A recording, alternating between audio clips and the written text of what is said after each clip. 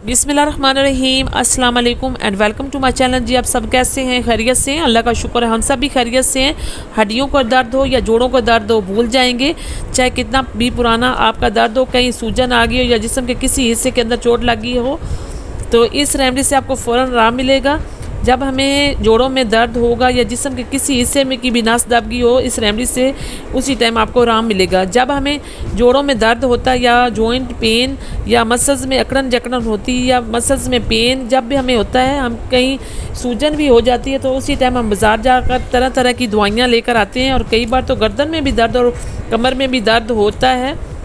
तो आज मैं आपके लिए एक ऐसी रेमेडी लेकर आई हूँ जो आपके पुराने से पुराने दर्द को मिनटों में ठीक कर देगा। और कहीं मोच आ गई हो या कहीं सूजन आ गई हो, चलते चलते आपका पाँव मुड़ गया हो, आप इस रेमेडी को लगाएं, फ़ौरन आपको आराम मिलेगा। जी तो बिस्मिल्लाहिर्रहमानिर्रहीम, यहाँ पे हमने ली है मेथी दाना। मेथी दाना आपको पता है कि सूजन को ख़त्म करता है और दर्द को भी ख़त्म करता है।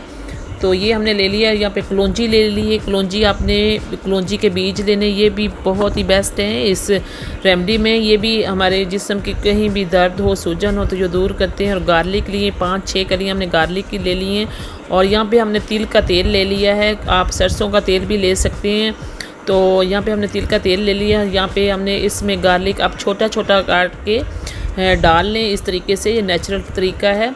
तो आपको पता है गार्लिक कहीं भी नसों में अगर आपका खून रुका हुआ है और जिस्म मतलब सोजिश वगैरह है तो वो भी ख़त्म करता है, इससे काफ़ी फ़ायदा होता है। तो ये आपने डालना है। यहाँ पे मेथी दाना भी आपने तो 1 चम्मच डाल ले लिए हैं और कलौंजी डाल लेनी 1 चम्मच। ये आप इस तरह ले करके इसमें सारी चीज़ें ऐड करके आप धूप में रख दें।